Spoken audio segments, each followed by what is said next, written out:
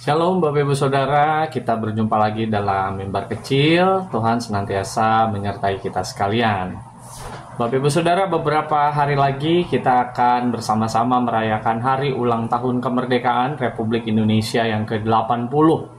Dan di usia yang ke-80 yang bisa dikatakan usia yang tidak muda lagi, cukup matang.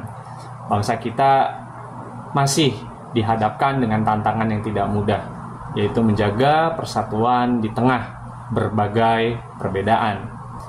Kita bisa menyaksikan bagaimana perpecahan itu bisa begitu mudah terjadi karena berbagai isu. Lantas, sebagai orang Kristen, sebagai orang Indonesia, apa peran kita di tengah situasi yang mungkin tidak mudah ini? Apakah kita hanya menjadi penonton saja atau justru kita menjadi bagian dari solusi di dalamnya?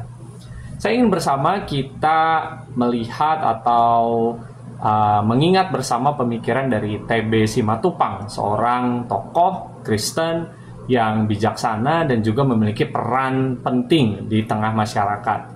Beliau pernah mengatakan bahwa orang Kristen harus bersikap positif, kritis, kreatif, dan realistis.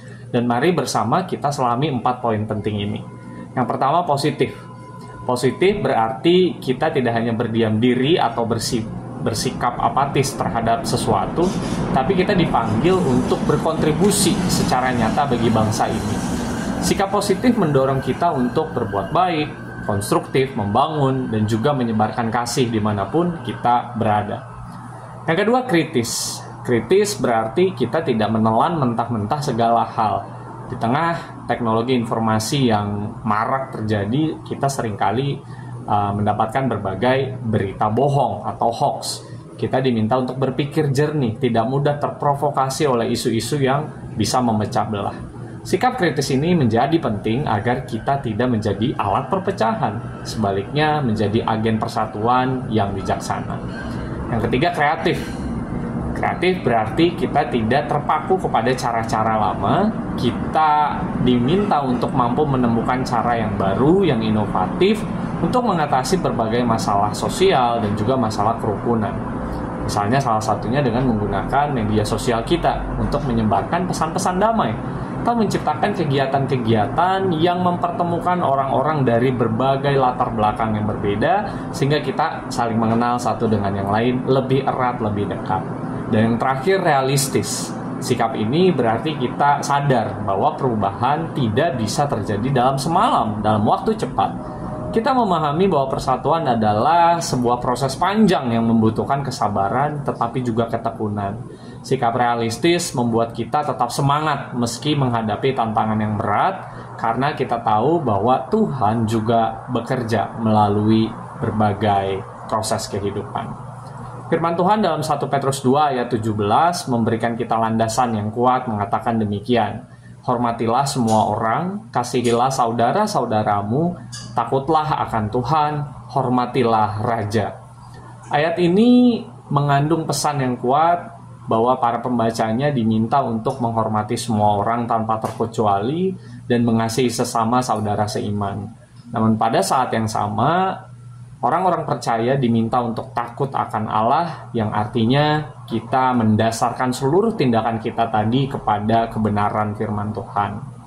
Bapak Ibu, di usia 80 tahun kemerdekaan Indonesia ini, maka mari kita menggalakkan kembali komitmen kita untuk menjadi orang-orang Kristen yang positif, yang kritis, yang kreatif, tetapi juga realistis. Positif dalam membangun kerukunan, kritis dalam menyikapi perpecahan, kreatif dalam menemukan solusi, dan realistis terhadap proses yang kita jalani setiap hari. Mari kita tunjukkan bahwa iman kita adalah iman yang menyatukan, bukan iman yang memecah belah. Selamat merayakan kemerdekaan Indonesia. Semoga Tuhan terus memberkati dan menjaga persatuan bangsa kita. Amin. Tuhan memberkati. Mari berdoa. Kami bersyukur untuk kemerdekaan yang Tuhan berikan bagi bangsa kami, dan ajarlah kami, pakailah kami untuk terus mengisi kemerdekaan dengan baik seturut dengan kehendak Tuhan. Ajar kami menjadi orang-orang Kristen, orang-orang yang positif, yang kritis, yang kreatif, tetapi juga realistis, sehingga dengan demikian kami boleh memuliakan nama Tuhan melalui berbagai hal, termasuk sebagai warga negara Indonesia. Ini doa kami Tuhan, di dalam Kristus kami memohon. Amin.